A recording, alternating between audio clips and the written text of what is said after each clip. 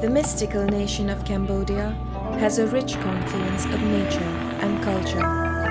The richness of the land has extended itself to the entire eastern part of the known world. Mountains, plains, and rivers remain steeped in its history. Once ruled by one of the greatest empires in the world, it is now left in utter ruins. Its prime location has subjected it to the vagaries of climate and human-made disasters. For centuries, it has been a backyard of bloodbath that has submerged it in a perpetual state of crisis. Since 1969, Cambodia has suffered a number of conflicts which have severely affected its infrastructure and its natural resources. It was only in December 1998 that the Khmer Rouge factions laid down their weapons and surrendered to the government forces, ending the war in Cambodia and leaving deep scars on the face of the country.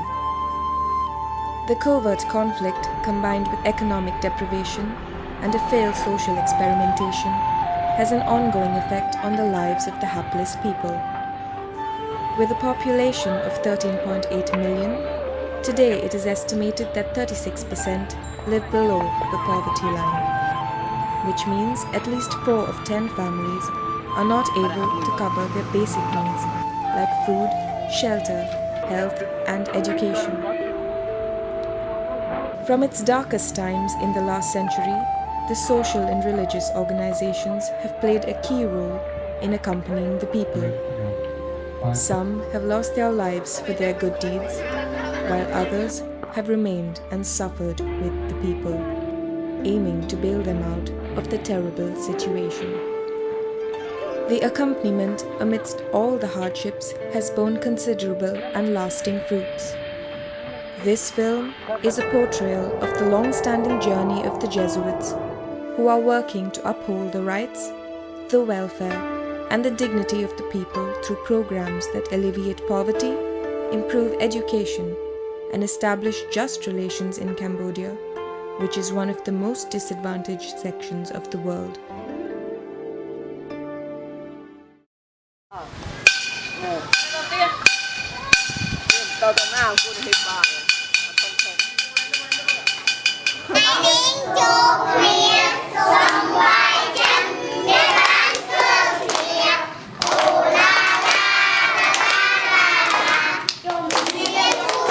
Education plays an important role in the development of a country. The literacy level is indicative of the education system. A cursory look at the current system will explain the situation of the country. Schools without buildings, classes without teachers, and teachers without students are not uncommon in this country. To bridge the educational divide, the Jesuits run schools in the most remote parts of the country, providing a window through which young people can imagine a future. These schools can become a catalyzer of humanity, a place where children can learn to dialogue, and a useful forum to help them become aware of today's problems, like the danger of AIDS, drugs, and landmines. The Kompring school had very poor infrastructure. During rains, the entire place would be flooded, and children had to come in boats to school. With the intervention of JSC and the contribution from international communities, the school was renovated and a new building was built. 15 years later, and the school is so very old, and Korean people they asked me to have to repair about the old school. So I saw the school is so very old, and I tell him Father Chongyong to have. And after that, Father Chongyong he lived far away from here, so he asked Father Raja to help him. So after that, we repair the building A. The student and the teacher in here, so they are happy because they have a beautiful school, and so right now a lot of they have easy to learn, because when the rainy season, all the students easy to walking to school, and easy to learn for teacher and for the student. And finally, all the teacher in here, so they are very, very happy, and they want to say thank you Amongst so many much. challenges, including very low salaries and very poor infrastructure, these teachers continue to provide education to these children. They share a very close relationship with their students, making sure that social and financial hurdles do not stop the children from coming to school.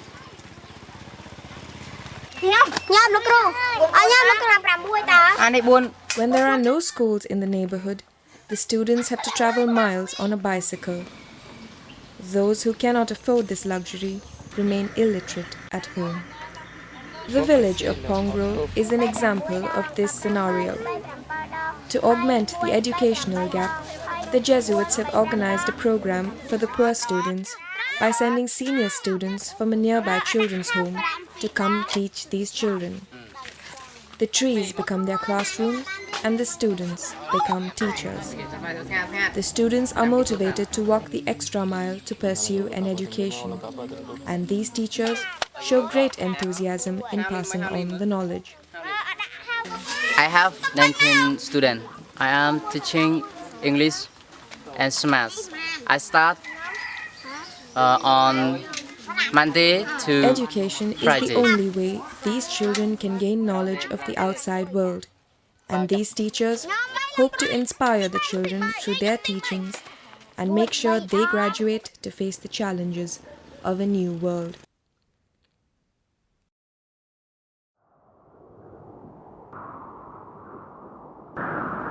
Cambodia is one of the most heavily mined countries in the world due to 3 decades of armed conflict. The presence of landmines and the lack of vaccines have a deep impact on this country. In this country, 1 in every 236 people is disabled, making Cambodia the highest percentage of disabled people in the world. With millions of people maimed due to the merciless landmines, polio, and other diseases, it looked almost impossible to get back on track. A ray of hope came in the form of Bantip Reap.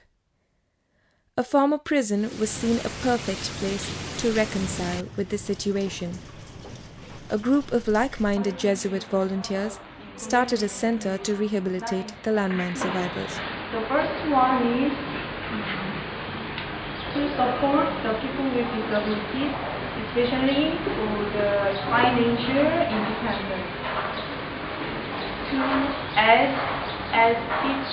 serve the vocational training and following up after graduation to open their own workshop to get another job and get them a job place, a working place in our center, in the production workshop.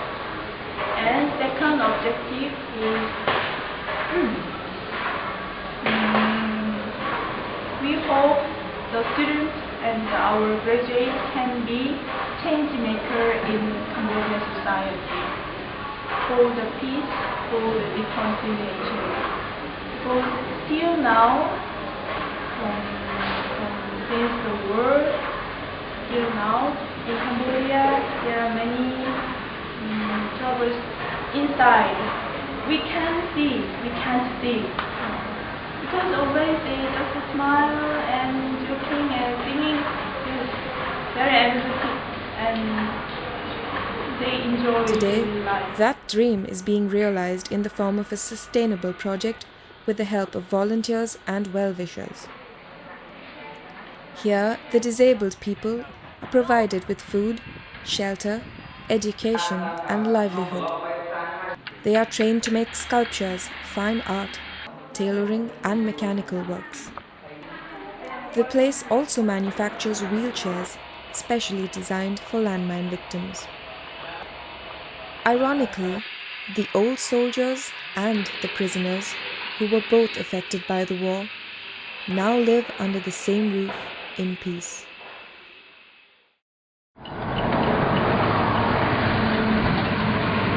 Each day, at least 3 mine accidents take place in the country, Landmines drain the population's energy and creativity in their efforts to move forward. They block access to land, and survivors are left without future prospects or income. The people have not kept quiet about this. This has compelled them to respond to the situation proactively and with the help of our friends. Their effective campaign drew international attention and got them the Nobel Peace Prize in the year 1997. If we make a mistake, 1 second, we'll be done.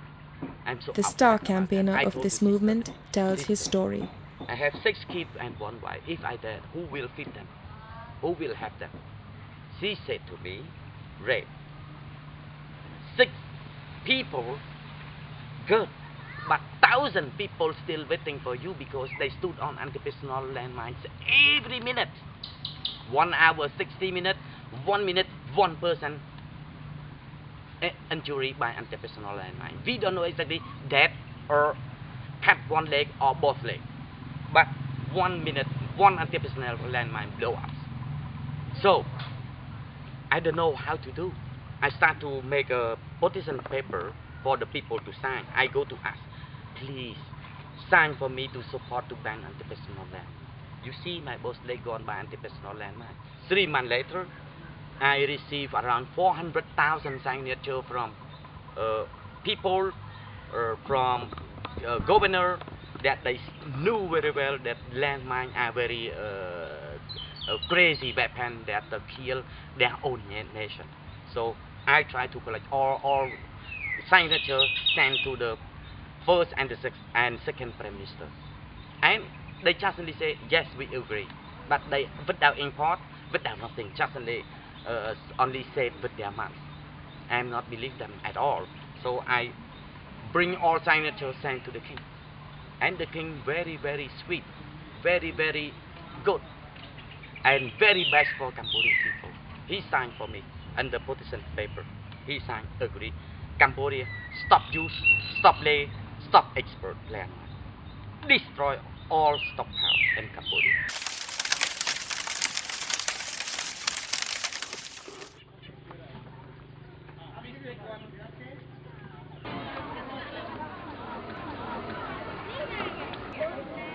Though the terrible wars have ended, Cambodia still experiences disputes in its borders.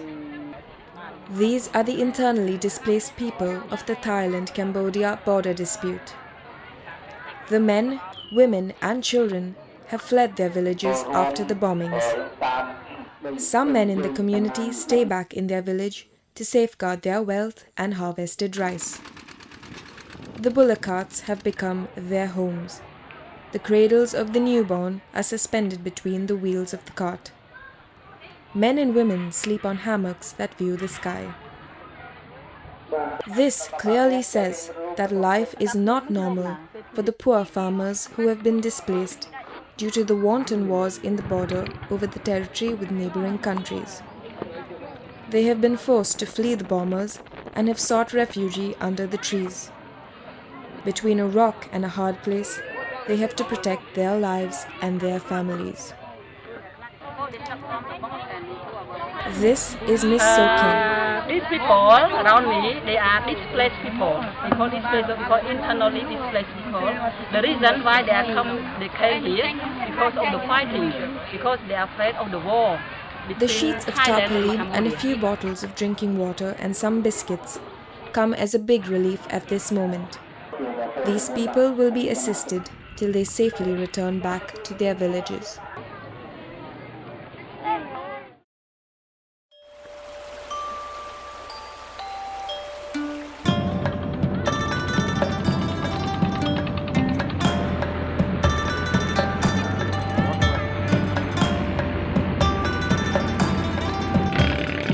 The Tonle Sap Lake is not only home to several varieties of fish and water beings, but also humans who have converted this place into a water world. This place is popularly known as the floating villages of Cambodia. These people have lived here for over 30 years.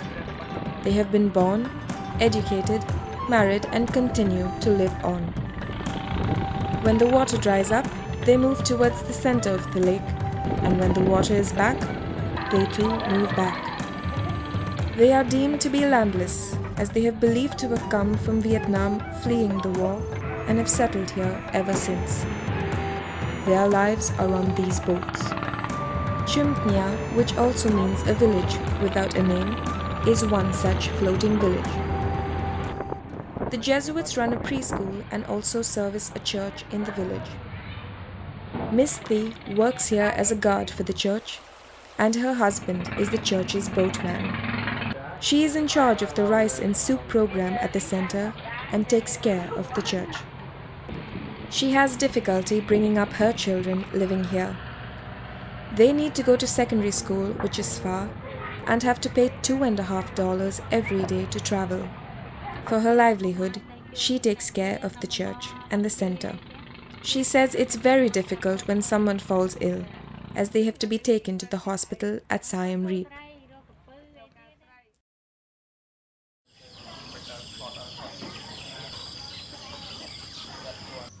In Cambodia, 84% of the people live in rural areas.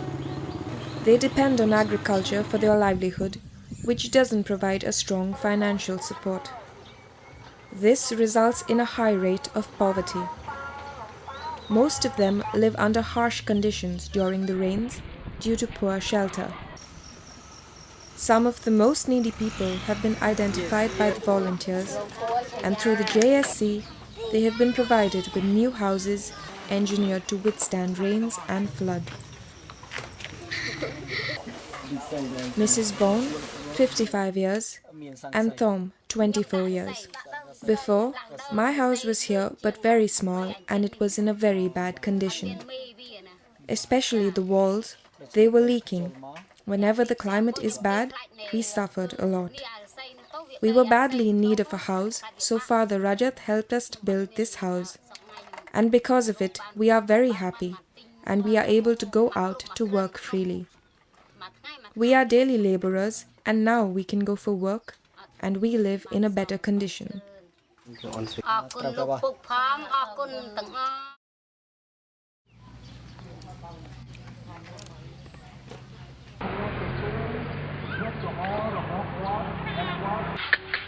"45% of the Cambodian population suffers from malnutrition or a poor diet, resulting in sickness. The percentage of population without access to regular water is 70%. The infant mortality rate is 57%. To address these issues, Father Rajat runs a nutrition program in the villages by identifying the most needy and providing them with nutrition supplements, besides informing the villagers about the need for a proper nutritious diet.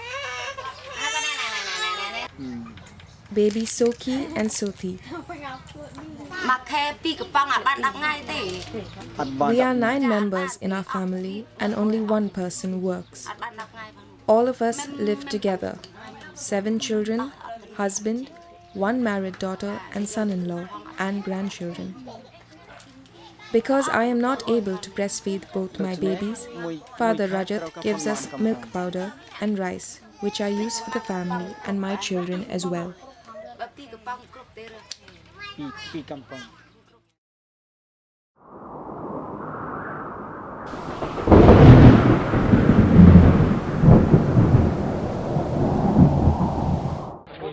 Despite the very heavy showers during the monsoon season, the fields run completely dry during summer.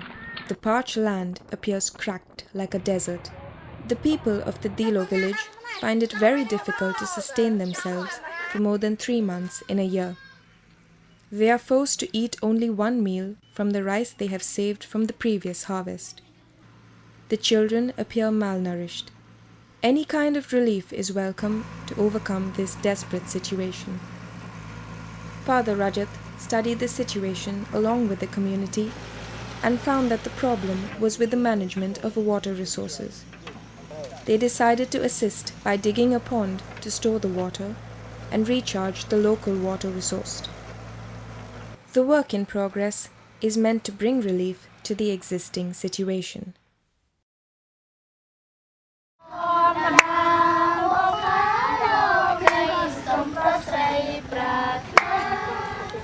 Yo ចោលក្លិនសោភាបង្កើតសេរីបុផាបុផាពណ៌ស្រង់ខ្ចីថាដូចជាស្រីកញ្ញាឆើតឆាយហើយដៃខ្លួនឯងទៅប្រទេសណា The simple villages of Cambodia offer very little in terms of entertainment to the children. Thanks to the war and conflicts, they have lost touch with the cultural performances and art forms. In an attempt to revive the traditional art form, Sremom, a professional dance teacher, spends her weekends in teaching children to perform the legendary Apsara dances. These children are not able to go to school, and there are no big dancing classes in Cambodia.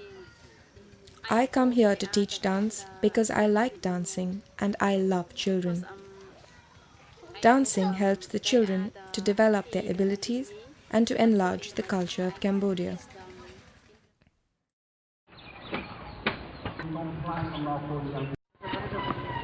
Children living in the border areas of Thailand and Cambodia are extremely vulnerable. The poverty often forces their parents to sell them to human traffickers across the border, to engage in activities that make them lose their childhood. Most children do not continue their education for want of resources and scope to utilize their education. Staff of the Francis Xavier's Home visit the border villages, identify children, and bring them in to offer a safe house.